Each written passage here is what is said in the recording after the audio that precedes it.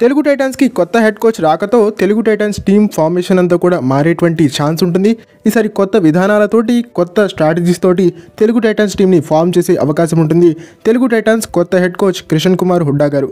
ముఖ్యంగా experienced players ఎవరైతే ఉన్నారో సందీప్ కుమార్ ధోల్, పర్వేజ్ భైన్స్వాల్, పవన్ సరావత్ వాళ్ళ అంచనాలకు తగ్గట్టుగా పర్ఫామ్ చేయలేదు కాబట్టి వాళ్ళని రిలీజ్ చేసి వాళ్ళ స్థానంలో టాలెంటెడ్ అండ్ యంగ్ న్యూ ప్లేయర్స్కి ఛాన్స్ ఇస్తే చాలా బాగుంటుందని చెప్పేసి నా ఉద్దేశం. దాంతోపాటుగా ఇప్పటివరకు ఎక్స్పెన్సివ్ ప్లేయర్స్ని కొన్న ఏ టీము కూడా ట్రోఫీ సాధించలేదు.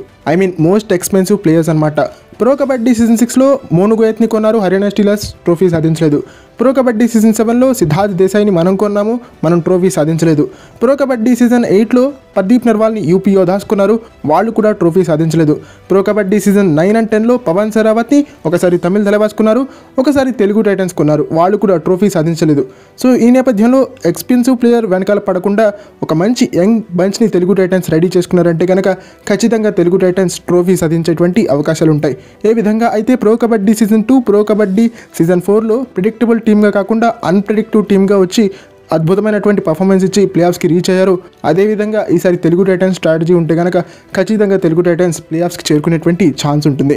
అండ్ పవన్ సరావత్ని అత్యధిక బడ్జెట్ పెట్టి పోయినసారి తీసుకున్నారు, ఈసారి ఖచ్చితంగా ఆప్షన్లోకి అయితే రిలీజ్ చేస్తారు. ఎఫ్బిఎం ప్రయోగించి రీటైన్ చేసుకుంటారా లేదా అనే దానిపైన రకరకాల సంశయాలు ఇప్పటికీ కూడా వస్తున్నాయి.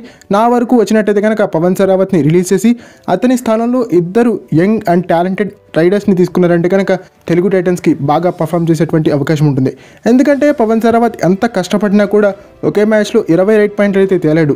బట్ ఇద్దరు యంగ్ రైడర్స్కి పవన్ సరావత్ స్థానంలో స్థానం కల్పించామంటే కనుక వాళ్ళిద్దరూ కలిసి 20 పాయింట్లని ఈజీగా తెచ్చేటువంటి ఛాన్స్ ఉంటుంది.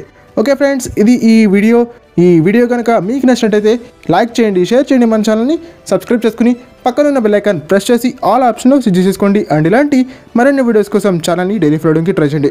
ముఖ్యంగా పవన్ సరావత్, సందీప్ కుమార్ ధోల్ అండ్ పర్వేజ్ భైన్స్వాల్ పైన మీ ఒపీనియన్ ఏంటో కామెంట్ సెక్షన్లో మాకు తెలియజేసే ప్రయత్నం చేయండి. జై తెలుగు టైటన్స్.